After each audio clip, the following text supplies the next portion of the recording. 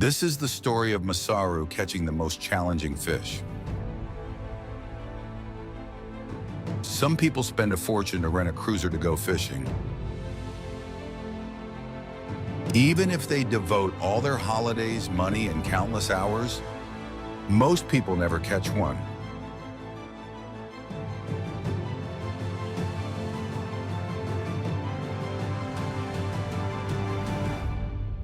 It is called the Quay.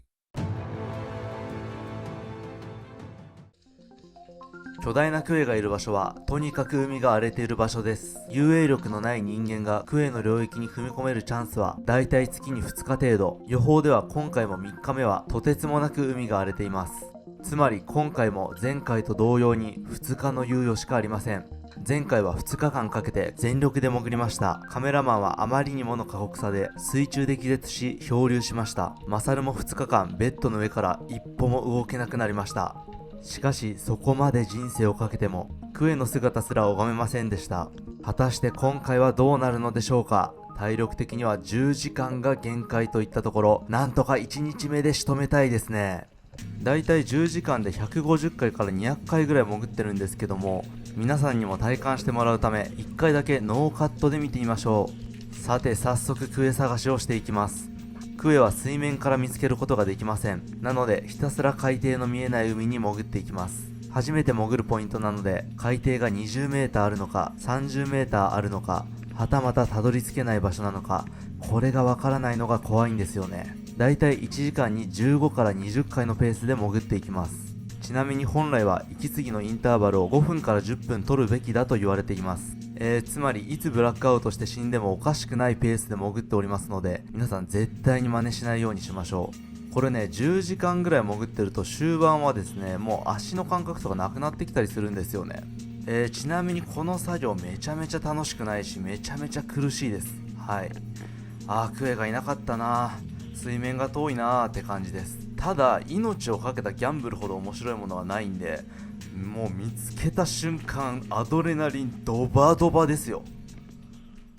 さて素潜り開始から4時間ほど経過しました。だいたい海底の地形が把握できてきましたので、クエがいそうなポイントに集中的に潜っていきます。息が全然整ってない状態でクエに遭遇してしまうと、もちろん海底に引きずり込まれますから、息をしっかり整えて潜行開始です。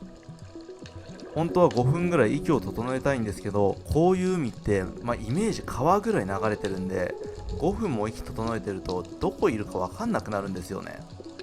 さて海底で魚を探していますね。だいたいこの日の透明度的に15メーター付近にいると思われます。そろそろマサル視点を見ていきましょうか。イシダイの老成魚クチグロがいますね。とここで割と巨大な魚が視界に入りました。これはかなり大きいコロダイですね。ヒット。さてコロダイをつきましたが、狙いはあくまでもクエです。クエは肉食魚ですから、魚の痙攣や血に寄ってくるんですね。なので息の続く限り探してから浮上していきます。いや、こんなに魚いるのになんでクエだけいないんだ。でクエはね、これ擬態なのかわかんないんですけど、動いてなかったら岩にしか見えないんですよね。もうそれもね、難易度が高い要因の一つなんですけども、さすがにいなさそうなので浮上していきます。さてコロダイを引き上げていきましょう。コロダイこのサイズね、食べたことなかったんで結構楽しみだったんですけども、今回の魚つきで肺炎になってしまいまして、とても動画が撮れる体調じゃなかったんで、ご近所さんにプレゼントしておきました。いやー、またつきますわ。ちょっとコロダイどんな味なんだろうな。見た目とかね、結構ねタイに似てるんですけども、アジアコショウダイとかあっち系に似てるか。いやー、やっぱりでもでかいね。結構でかい。4キロぐらいありそう。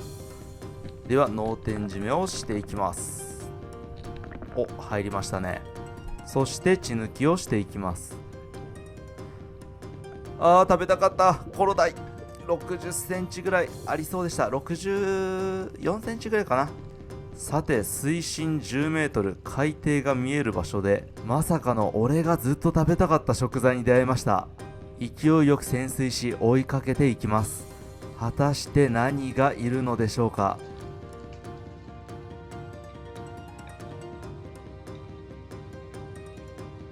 完全に森を構えましたね。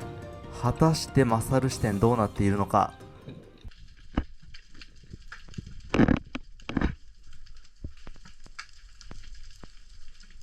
いました、ヒラスズキ。ヒラスズキってこんなに大きくなるの？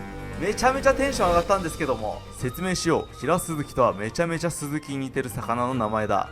こんなに似てるのにスズキより3倍ぐらい美味しくて、スズキみたいにあんまり大きくならないんですよ。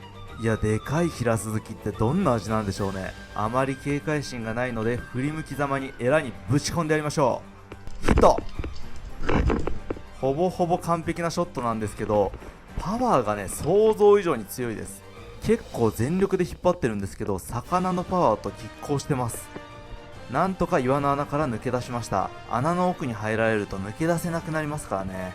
で、パワー見て、ヒラスズキがギュンって引くと、マサルもギュンって下に下がるんですよ。人間引っ張る魚って何？そして2発目、ギュンとまた引っ張ります。めちゃめちゃ引っ張ります。これわざとじゃないですからね。普通に力負けしてます。ただね、弱ってきたんで、ここいらで引き上げていきます。ヒラスズキはですね、エラブタも背びれも鋭利なんで、手を切らないよう気をつけて締めていきます。あまりにも暴れるんでエラから切りました。とてつもない血の量ですね。そして脳天締めをしてようやく一段落しました。いやー、いいファイトでしたね。親指から小指が20センチぐらいなんで、だいたい70センチぐらいですね。もうこのぐらいになると喜び記念撮影が入ります。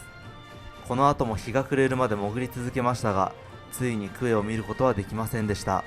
というわけでヒラスズキをさばいていきましょうか。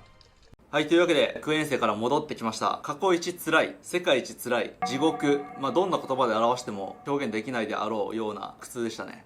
だいたい疲れた時って一日中寝たらだいたい回復するんですけど、3日3晩寝てました。3日3晩寝てようやく動けるようになってきたっていう感じなんですけども、ここでですね、もうクエが取れてないってなったらもうみんな動画見る気なくなるじゃん。今回ですね、なんと4匹魚がね取れましたんで、時系列順に魚をね出していこうかなと思います。果たしてクエは取れたのか、皆さん期待しながらね見といてください。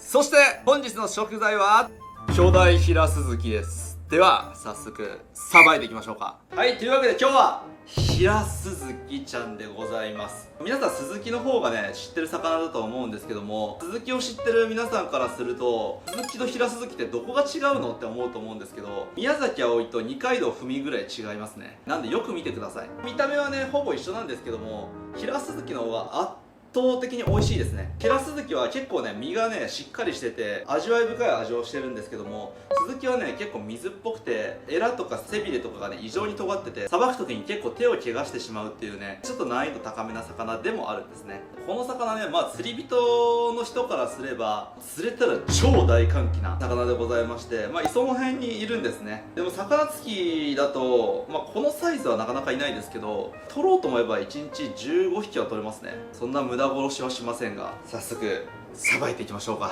はい、まずは鱗を落としていきます。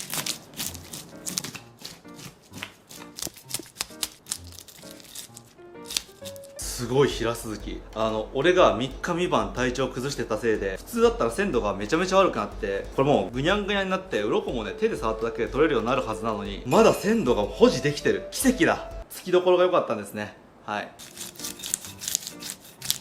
うわ、久しぶりのヒラスズキで楽しみやな。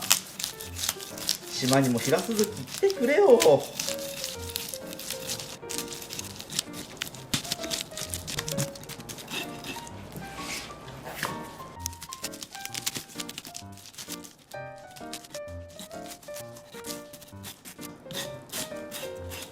はい、それでは頭を落としていきましょう。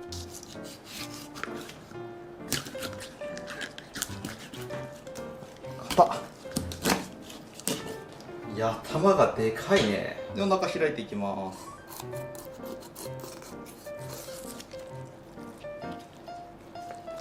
ちょっとやっぱ少し傷んでますね。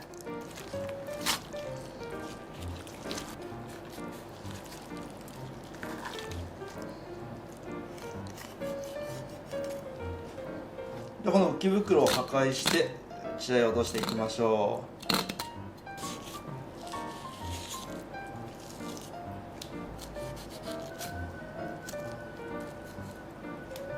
う。はい、血合いを落としていきましょう。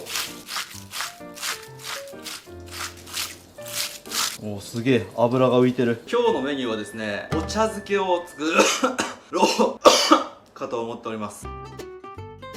びっくりするぐらい死にかけてます。はい。いつもやったら、おしゃ唐揚げにするぞとか言ってますけど、もうね、諦めた。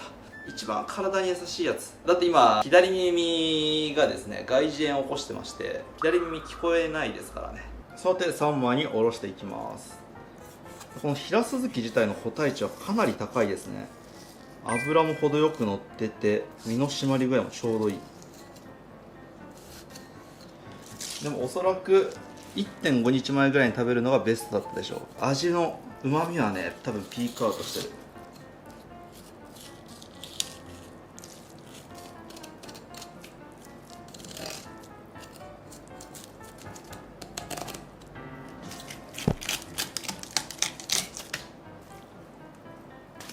団体はいきます。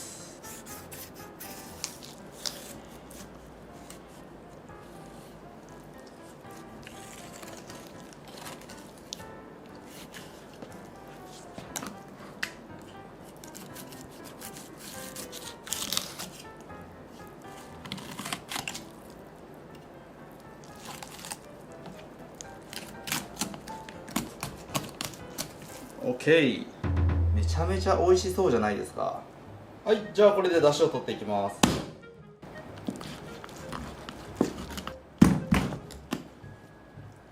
今弱かったな、筋肉が。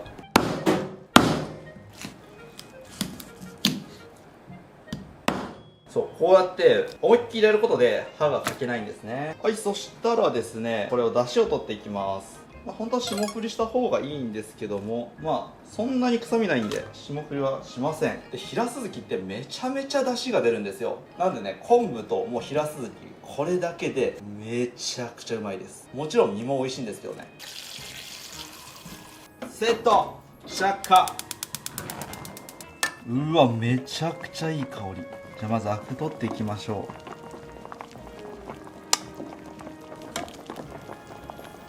で、一旦昆布を取ります。で、塩を少々で、醤油。それではご飯にのっける用を作っています。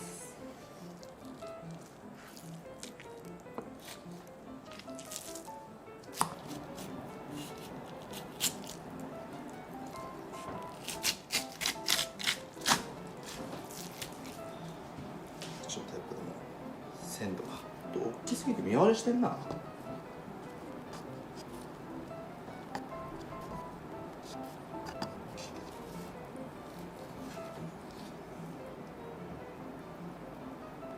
完成です。これにお湯をかけていきます。で、大葉をね、上にかけるようで切っておきましょう。 OK。 いや、これ最高でしょ。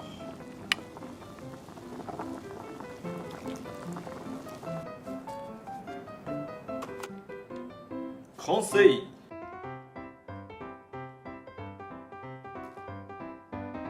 はい、それでは完成しました。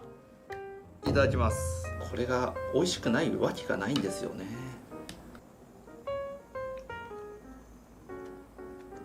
ちょっと味薄いですね。出汁はすごい。